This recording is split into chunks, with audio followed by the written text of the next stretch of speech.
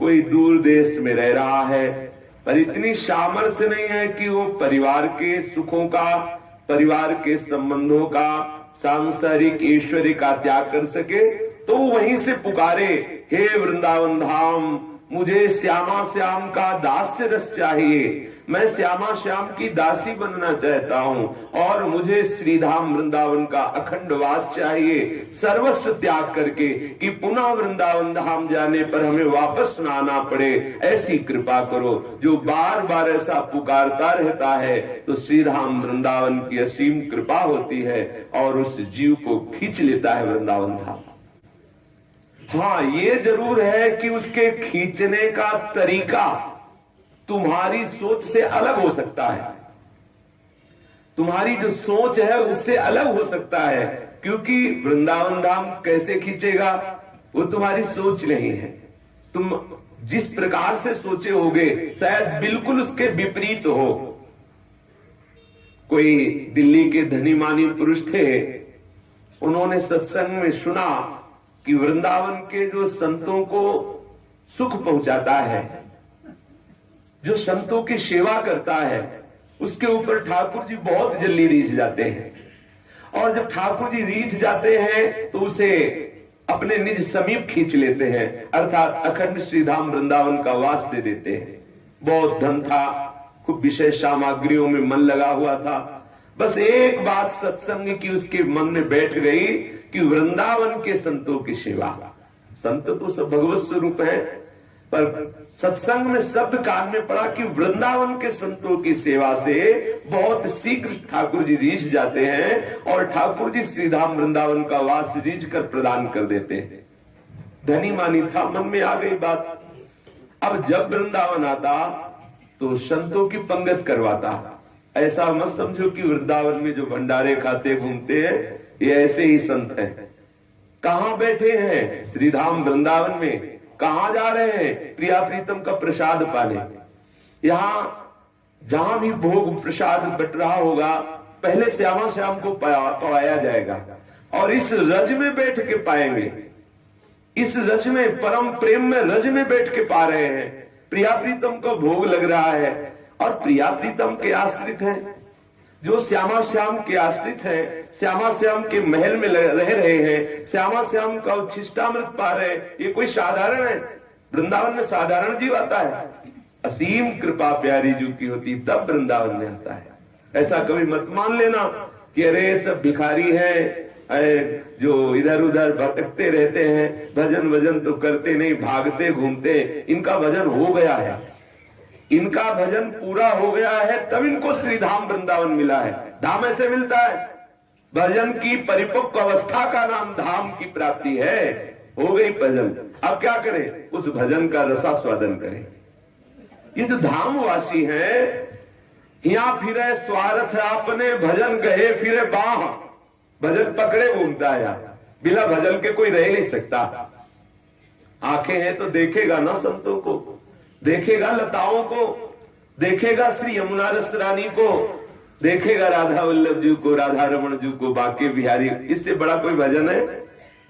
अरे 24 घंटे में एक बार सरकार के सामने जाके दंडवत कर लिया, आंख में आंख मिला रही, हो गया है तो बहुत उदार शिरोमणि है, अति उदार करुणा वरुणालय प्रभु है, साक्षात प्रभु विराजमान है। अगर श्रवण है तो आप जपो न जपो, चारों तरफ राधा नाम की गूंज हो रही वृंदावन में। यहाँ का एक एक कण, यहाँ का एक एक पत्ता सब प्रियाजू के यश से परिपूर्ण है। अगर शरीर में त्वचा है तो वायु स्पर्श करेगी। जो श्रीधाम वृंदावन की नित्य इस महिमा का श्रवण करते हैं, पीछे सुना होगा कि केवल वृंदावन की वायु का स्पर्श होने मात्र से समस्त पाप नष्ट हो जाते हैं। बोलो क्या भजन करें? अगर यहाँ कुछ भजन नहीं करता, वृंदावन में जो कबहू कछुक भजन नहीं होए, रज तो उड़ लागे तने पीवे जमुना तोय। यहाँ की महिमा कैसे, वाणी की सामर्थ्य नहीं कि यहाँ की महिमा का गान कर सके। यहाँ जो केवल वास कर रहे हैं उनको आप ऐसे वैसे मत समझ लेना। जो यहाँ लाइन में बैठे हुए राधे राधे बोल करके एक एक रुपया मांग रहे हैं, इनको आप साधारण मत समझ लेना। प्यारी जी की महल के भिखारी हैं, जहां अपने लोग सोच भी नहीं सकते, आप फ्लैट में बैठे थे और ये हर समय परिक्रमा मार्ग में और ठाकुर जी की देहरी पे बैठे रहते हैं। गलबैया दे के निकलेंगे तो फ्लैट वाले को देखेंगे या देहरी के समीप जो बैठे उनको देखेंगे। इसलिए कभी दोष दृष्टि न करना कि वृंदावन के बाबा जी तो भिखमंगे हैं। नहीं नहीं, ये सबसे बड़े धनी हैं, क्योंकि ये राधा वर्जू की डेहरी पर बैठने वाले हैं। ये राधा वर्जू के महल के भिक्षुक जन हैं। इसकी याचना तो भगवान ब्रह्मा शिवादि करते हैं। तो वो दिल्ली के जो धनी मानी पुरुष थे, वो यहाँ के जब कभी आते तो संतों का भंडारा करते। अब क्या हुआ, उनकी संपत्ति बढ़ना शुरू हुई। एक फैक्ट्री से 2 फैक्ट्री, उत्साह बढ़ गया उनको कि ये जो बढ़ रहा है ये संत कृपा से बढ़ रहा है। अब उन्होंने 1 हफ्ते में आना प्रारंभ किया और 1 हफ्ते में संतों का भंडार, महीने में 4 बार। अब तो इतना आनंद बरसने लगा, हृदय आनंदित रहने लगा, सुख समृद्धि बढ़ने लगी। उनका जो एक पुत्र था वो भी बड़ा सुशील सज्जन और पढ़ने में बड़ा प्रवीण और व्यापार का भी हाथ बटाने लगा। अब उनके मन में उत्साह हुआ कि वृंदावन के संतों को एक बार अपने यहां लाया जाए। वृंदावन के संत बड़े उदार हैं, बड़े कृपालु हैं और वो वर्षों से सेवा कर रहे थे, इसलिए सब संत समझ गए थे वो दिल्ली वाला भगत आने वाला है। अब जब दिल्ली वाला भगत अब की बार आया तो अब की बार चिट्ठी नहीं बांटा, हर संत को बुला के साष्टांग प्रणाम किया और कहा, भगवान हमारी आकांक्षा है कि कल हम बस लाएंगे और आप सब चल करके कृपा करके हमारे घर में अपने चरण रज पधराइए, हमें बड़ा सौभाग्य होगा। उदार शिरोमणि श्री स्वामिनी जी के महल में वास करने वाले ये उदार भगवत प्रेमी महात्मा जन राजी हो गए। अब बहुत आनंदित हुआ। हम आपको वृंदावन की खींचने की बात बता रहे हैं। अब तो एक बस लाया तो बस में सब संत जन आने लगे। उनमें एक संत ऐसे बैठे जो कभी कहीं नहीं जाते थे भंडारे में, किसी के भंडारे नहीं जाते थे, वृंदावन की सीमा के बाहर नहीं जाते थे। आश्चर्य हुआ सबको कि जो वृंदावन की सीमा के बाहर नहीं जाते थे वो कैसे बैठे। वो सोचा कि शायद भाव दशा में उनको पता न हो। पूछा संतों ने कि बाबा ये बस जा रही है, कहाँ तुम्हें पता है? बोले हाँ दिल्ली। बोले तुम तो कभी नहीं जाते किसी भंडारे में, कभी वृंदावन के बाहर नहीं जाते। वो चुप हो गए, कोई उत्तर नहीं दिया। सब संतों ने वो धनी मानी सेठ से कहा तुम्हारे सब संत सेवा सफल हो गई। ऐसे विरक्त अकिंचन संत वृंदावन निष्ठा वाले, पता नहीं कौन सी लीला होने वाली है, तुम्हारे साथ क्यों जाने को तैयार हो गए। ओ कार से भागा और जाके विशाल उत्सव का स्वरूप रखा। खूब फूल मालाएं मंगाई, संतों के लिए सुंदर गद्दी, सुंदर सुंदर पुष्प डाल करके बिछाया। संत जन जब गए सबका चरणामृत लिया, बैठाला, पवाया। जब पा चुके सबको प्रणाम कर रहे थे तो उन संत ने कहा तुम्हें वृंदावन ने बुलाया है। बस बोले हम तुम्हें बुलाने आए, तुम्हें वृंदावन ने बुलाया है। सब संतों को लगा कि बावरे हो गए क्या, वृंदावन तो जाते ही आता है। पर संतों की भाषा समझना बड़ी विचित्र बात है। उस सेठ जी को कोई खास बात नहीं लगी कि हर हफ्ते वृंदावन जाते हैं, कह रहे वृंदावन ने बुलाया है।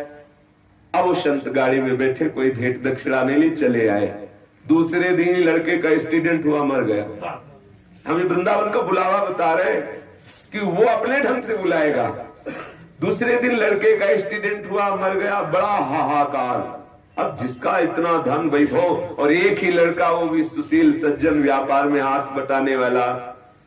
जब उनका सब क्रियाक्रम 10-15 दिन में हो गया तो पति पत्नी रोते हुए विचार किए कि वे संपत्ति किसके लिए, जो था वो तो चला गया। बोले सब बेचो और जाके वृंदावन के ठाकुर के साथ स्वर्ण आभूषण का श्रृंगार करो, भोग लगाओ और वही वृंदावन बास करो। सब बेच बाच के अखंड वृंदावन करने के लिए, बास करने के लिए आ गया।